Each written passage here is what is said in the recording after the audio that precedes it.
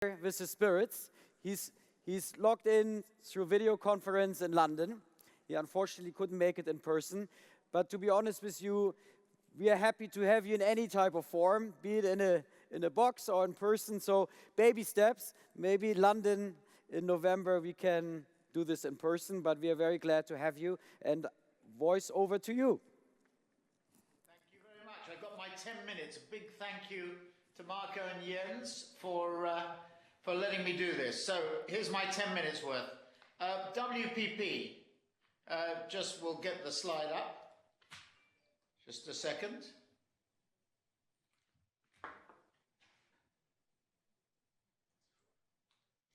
Go back one, please. Come on. So let me just start on the strategy and a little bit about the business as a whole. So billings, 76 billion, revenues 19. You include associates, 23, 27 billion, including investments too. 3.1 billion of EBITDA, 2.5 billion of PBT, 123,000 people in 111 countries, 188,000 if you include associates and investments, and we operate at a market cap now of around $30 billion. Four key pillars in terms of strategy. Fast growth markets, that's Asia, Latin America, Africa and the Middle East, the BRICS and Next 11, currently 31%. We want them to be 40 to 45%. Digital, 37% of our business. I disagree with Henry. The world is not in the US at 50% yet. That's rose-tinted spectacles. It's around 25, but we'll come on to that. Digital, 37% of our business. We're over-indexed, but we want to get it to 40 to 45. The world is at about 25. Data investment management, it's about 5 billion out of our 20 billion of revenues. That data investment management is about the right size, and horizontality means getting our people to work together because clients really want the best people working on their business. Now let me just quickly go through 10 things that we see going on at the moment.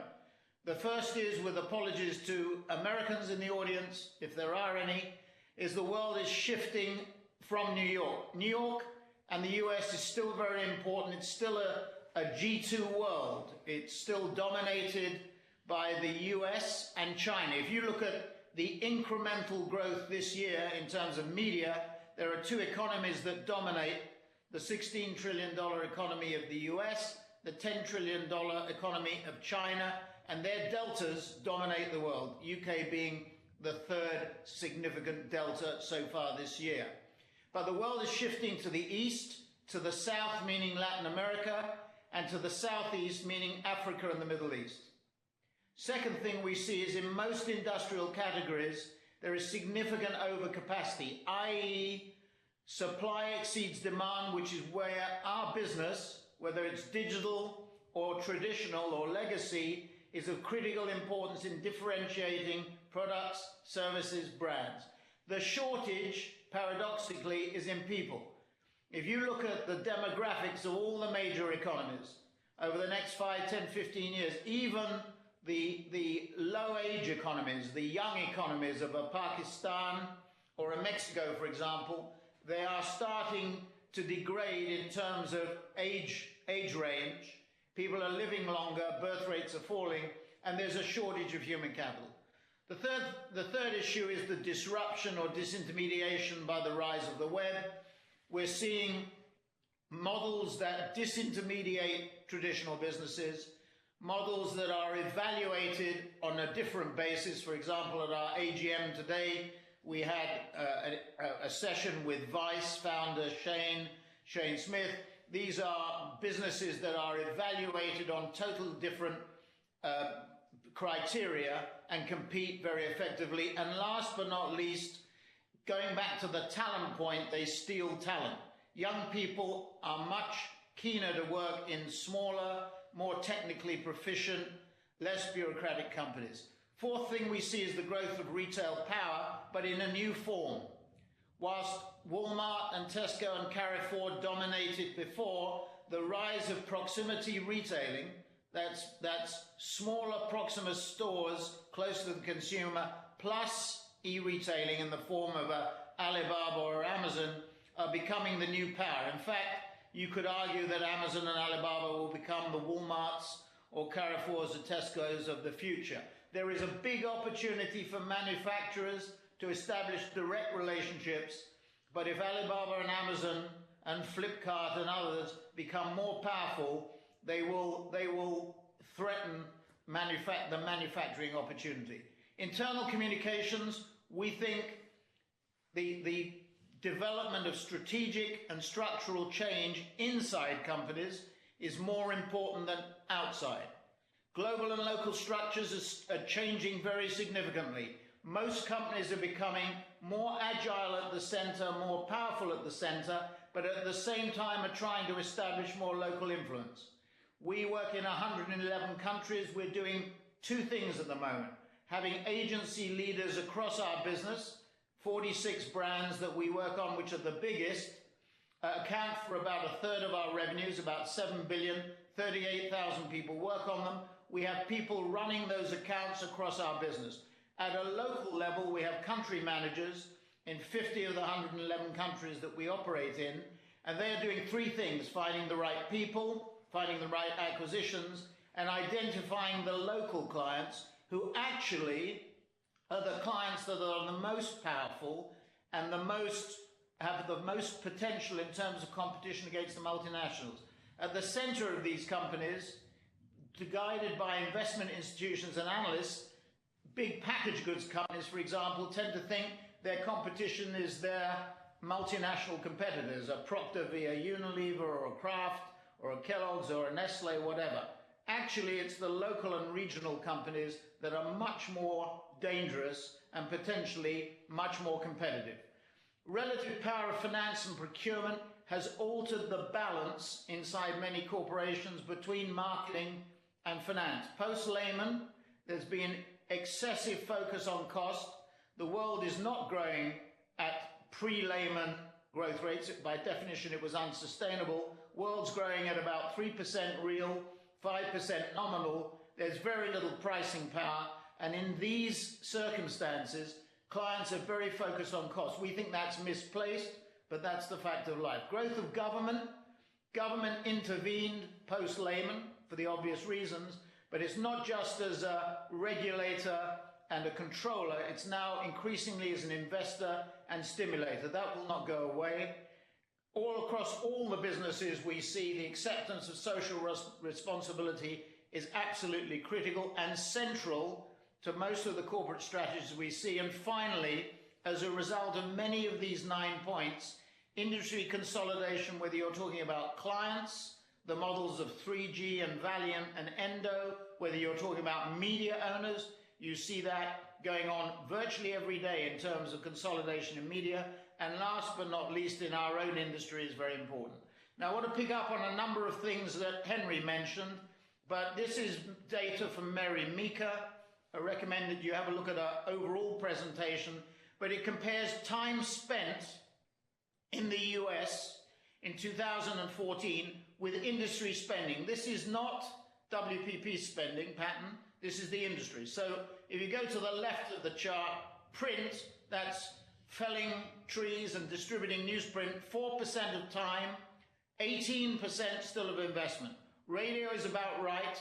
TV I'll come back to. It has that discontinuity that Henry referred to in that 37% of time spent. For the first time, we've seen a gap to the industry spending. So this is linear TV, not over the top. Over the top is in the internet and mobile segments. And you see the internet has caught up in terms of investment. It's about the right level with time spent. Mobile, however, there's where the big gap, the big opportunity exists. Now, this is a somewhat controversial set of data because media owners, particularly traditional media owners, don't like it. And on the grounds of fair play, one should also say that if you look at the data for engagement, if you look at this data, what it does show is that even traditional media, such as traditional newspapers, this is data from Canada, but you would see this also in the US, the UK, Australia, similar data, that engagement is more important than time spent. So some controversy about how powerful these media, traditional media, are, and how disruptive new media will be. And let me just finish on three things that we think are critically important for differentiating ourselves versus our competition. You may have noticed that going on at the moment in the US, there is something like $25 billion of media reviews. Our media buying worldwide is 76 billion, as you saw from the first, or one of the first slides. That means that there's about another quarter or to a third of our revenue base up for grabs. Of that 25 billion, we're the incumbent in about a quarter. So this is a massive opportunity, and it's a restructuring potential in our business that we haven't seen, certainly in my lifetime. So you have Procter, you have Coca-Cola, you have L'Oreal, and many others looking at media buying and planning. Why are they doing that? They're concerned about the rise of digital and whether they're getting value. They're concerned about measurement. They're concerned about the Nielsen traditional measurement model being adequate in terms of out of home. They're also concerned about viewability. You know, Group M has taken a big, which is our media buying business, which is 5 billion out of the 20 billion in terms of fees. Group M has taken a very strong position on measurement. That's why we invested in ComScore and RenTrack and intend to try and bring them closer together as they expand around the world. So measurement is important, not just in terms of traditional media, but also new media. You may have seen this morning in some analyst notes that Kellogg's have withdrawn their video spending from Facebook and Google because they're worried about viewability standards, also about fraud on open exchanges. So with that as background, traditionally, differentiation in our business was about talent. I happen to think we have the best people in the business. The 180,000 people in 111 countries are the best, but it might be also true that other agency groups may have, not definitely, may have good talent too. Putting that to one side, there are three areas of differentiation. The first is technology, and with our Xaxis platform, which is the world's largest programmatic platform, and AppNexus technology to compete against Atlas and DoubleClick in the form of Facebook and Google. By the way, Facebook and Google are media owners, they're not technology companies. Technology, AppNexus plus Xaxis. Data, Kantar with RenTrack and ComScore. Data's a key differentiator. And finally, content. I mentioned Vice. We've already invested in Full Screen as well, which is 100 YouTube channels. We've invested in Media Rights Capital that brought you House of Cards through Netflix. So we're investing heavily in content. Some would call it native advertising. Some would call it advertorial, both in sponsored forms and advertising forms, as well as subscription forms. So just to sum up, the nature of our business is changing markedly, and increasingly differentiation, for example, in that $25 billion of media that's being looked at will be on the basis of technology, on the basis of data, and on the basis of talent. Thank you very much.